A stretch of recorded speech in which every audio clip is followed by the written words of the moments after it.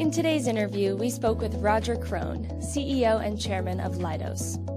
Roger has helmed Leidos for over 8 years, and under his leadership, Leidos has doubled its revenues to more than $13 billion and expanded to over 44,000 employees around the world.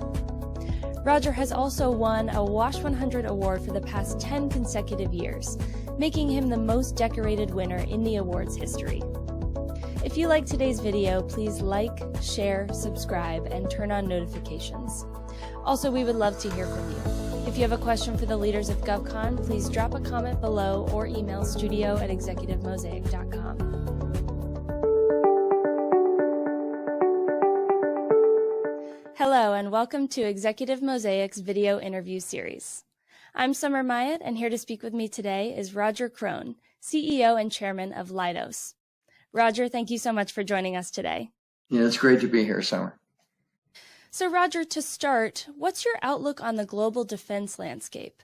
What significant changes or trends are you seeing, and how are those factors impacting government contractors?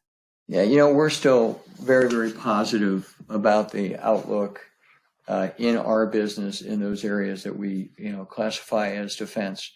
Of course, at Leidos, we are in multi-industries, but to speak just specifically about defense, we're actually seeing the largest defense budget really in the history of the nation. And fortunately or unfortunately, the issues around the global conflict, the Russian war in Ukraine, the resurgence of great power competition, frankly, been good for those of us who are providing solutions to the Department of Defense and to the intelligence agencies. So probably a 4% increase in the budget kind of year over year, some shifting away from some older legacy systems into some of the areas that Heidi Shue has emphasized, space, cyber, electronic warfare, areas where we have invested R&D and have put procurements in our pipeline. So we're bullish overall and even more bullish in those areas that are addressable by Leidos. So as I'm sure you know, the peer and near-peer competition has been heating up with challengers like China and Russia. What do you think is the number one thing we need to be doing in the next 3 to 5 years in order to outpace these competitors? Yeah, it's a multi-part answer. I think in the near term, and let me just speak from a country standpoint, the Ukrainians need to preserve their independence. I think it is first and foremost, the people of Ukraine are fighting and generally succeeding. And it is important, I think, to the world order that they continue to be successful. And that means the allied nations need to support them both with product and services and training. I think that's really, really, really important. Now, beyond that, in the bigger scheme of things, if we look at the great power competition and those countries who have now become peers or near peers, for decades, the United States enjoyed a technological advantage in those areas that were important, right, to parity in the world. And actually, we had an advantage in our weapons systems in many of the warfighting domains. What has happened, unfortunately, is increased R&D investment, increased defense spending by non-aligned nations have allowed them to catch up in many of these new technology areas. And unfortunately, in many areas, they have actually taken a lead. Hypersonics is one that comes to mind. I have read in the open press that China has launched multiple hypersonic weapons successfully, and the U.S. is just emerging with the hypersonic program. And so what has to happen is we do need to shift spending within the department into areas that are important in great power competition, with a focus on China and Russia and North Korea and Iran. And we need to focus that spending in these new emerging tech areas. Space has become a warfighting domain. Cyber is clearly a warfighting domain. How we conduct operations in the deep ocean is going to be important as we think about the Pacific Rim. And that means we need stable, predictable, well-funded defense budgets. I think always our Achilles heel will be continuing resolutions, lack of budgets, lack of authorization bills that become appropriation bills and become spendable budgets. And where we stand today, there's discussions about a $75 billion rescission in the defense budget, and that has created uncertainty in the funding path for the future. And that's not good for the leadership position that the U.S. should have. Roger, as you mentioned, space is growing rapidly and has been over the last decade, and it's somewhere where we're seeing increased competition as well. What do you think are our biggest threats in space, and how are we addressing them in order to maintain our space superiority in light of this growing competition? Let me first say I think we've made some really positive moves in space. We've broken out the Space Force from the Air Force to make sure that the space budgets are protected on an annual basis, and that we're making the investments that we need. We have opened up what I would call new space or commercial space. We've seen a lot of new entrants in both the national security space and in civil space, and I think that has been great. And I've had space programs for the past 2 or 3 decades. The Air Force has not funded the development of a new satellite bus, right, in 20 years, right?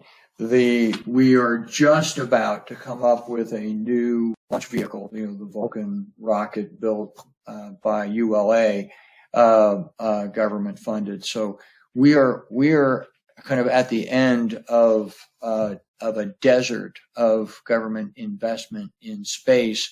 And by the way, that's true whether it be on the classified area or the attributable area or even the commercial area. And we have enjoyed a period where space was not a contested domain. It was not viewed as a warfighting domain by us, and the rest of the world went along. And it's not clear to me that that is the situation in the future. And I don't like the fact that space could become a warfighting domain, but I think we've got to face reality and invest in capability systems so that if it does become a warfighting domain, we can defend our access to space, and that's going to require more investment than we've been spending in space. Roger, I want to get your thoughts on cybersecurity and zero trust. The White House has given government agencies until 2024 to establish and implement zero trust plans. What are some of the key barriers that agencies will be dealing with as they come up with these plans? And what's your take on the path forward? Let's see. At Leidos, we invest a lot of our discretionary money in zero trust, and we do see zero trust and zero trust architectures as being a solution to a lot of the cyber vulnerabilities that we all read about every day in the press. And I will be so forward-leaning to say the issues around zero trust are probably not technologically based. They are more governance and funding, and writing it into contracts, taking the executive order 14028 and embedding it in government contracts, getting those contracts let. Right. And then the life cycle of that contract, actually building in zero trust into the capabilities that we provide for the customer. Unfortunately, what we call the PBBS, the budget planning process within the federal government, is not agile. And whether it be the old CMMI or the executive order or the concept of zero trust, we as a country make a decision to require, if you will, some of the IT contracts that we have in the federal government to have zero trust, it will take 2 years to implement, right? So you have to put it in the RFIs and you have to put it in the RFPs. It has to be bid on, right? It has to be awarded, it has to be protested, and then the contractors have to start implementing that. Alone is 18 to 24 months. So, our impediment to doing it faster, it's not technology. It's not, we don't need a faster computer. We don't need a new architecture, right? We need our governance and our contracting process to move faster. And unfortunately, I'm not optimistic that it will. I am optimistic that we will pivot over the long term and we will require zero trust and the technology around zero trust in future contracts. But because of that, it will just take a long time to get implemented in federal space. Roger, I know Leidos serves 9 core markets. I'm curious, where are you seeing the most exciting opportunities for expansion within Leidos' portfolio? Which of your business segments are growing the most quickly, and what new markets or capabilities are you eyeing? We're really excited about the markets that we cover. I know we talk about 9. If you were in our strategic planning shop, we actually have defined 25 what we call unique markets, which is the intersection of a capability and a customer. That's how we define markets. And not all of your viewers would understand is that we are actually global. Leidos is in 125 countries today. We have teammates, employees who reside in over 40 different countries. So we have always, if you will, managed our portfolio with a thought to where the customer's unmet needs are going. Traditionally, people look at what companies like us do and they view us as a defense contractor. And what we've done at Leidos is we've diversified into healthcare IT, healthcare information, and civil business, civil infrastructure, FAA, Department of Energy, investor-owned utilities. And we did that with the thought that when defense is up, maybe civil and health will be down. When civil and health are up, defense would be down. And that we would be able to manage through the various cycles in the various markets. What we have found, and this was a little bit of surprise as the administration changed, that actually all of our markets tend to be up. The defense market is up because of what we talked about prior with Ukraine and the shift to great power competition. And it turns out our health care and our civil market, at least for the past 12 or 18 months, is actually growing at a higher rate than our traditional defense and intel markets.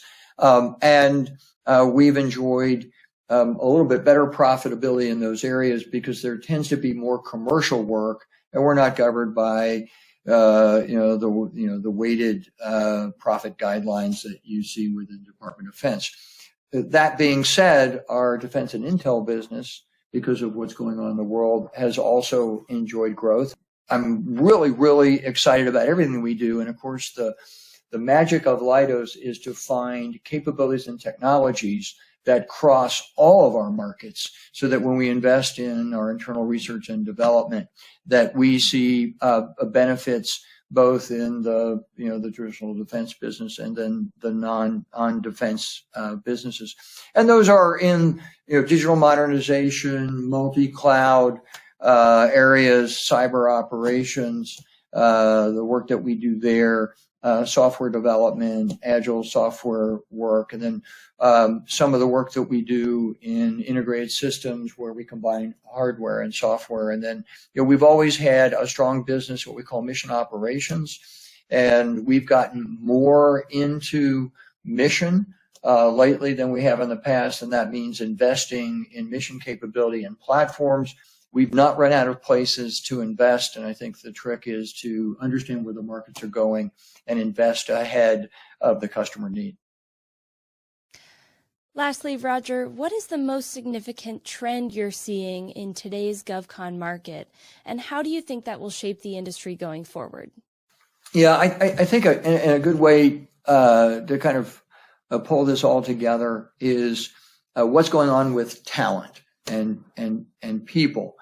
The need for talent has just really become acute. And as we kind of come out of COVID, COVID taught us a lot. It taught that a lot of the work that we do can be done remote. It can be done from home.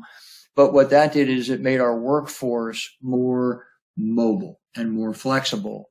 And the thing that our workforce has taught us is if you're in your basement coding, in your sweatpants, you have less connection to the company. And what that has have us do is to rethink all of our people policies, who we require to be in the office, where the work gets done, how the work gets done, and to really revamp the way we execute our business. We put out a program post-COVID that we call Leidos Life. And it's to really address the needs of the future workforce and the people who have grown up and graduated in a post-COVID environment. We now have college students, right, who never went to class, right? They've got 3 years of working remotely and getting a degree. And when they graduate and they come into our work environment, they're used to that mobility and flexibility. And so in our Leidos Life program, we've talked about how we get work done and where we get that work done, and we've revamped that. We've revamped what a career progression and how lifelong learning will happen in our environment. And frankly, we've changed the way we offer health benefits, and especially mental health benefits, because in today's world, issues around mental health have become much more of a concern. And so we have, as part of our Leidos Life program, kind of reset our health and welfare benefits to the needs that the workforce has today. But we are a people company, and the bottom line always is we've got to keep abreast with the changing times. And to be flexible to continue to attract the best and the brightest to do the work that we need done at Leidos. Well, Roger, thank you so much for sharing your insights today and for all the work you do at Leidos. Well, Summer, thanks for putting this on. It's great to be part of Executive Mosaic. We love what you all do, and we look forward to talking again in the future.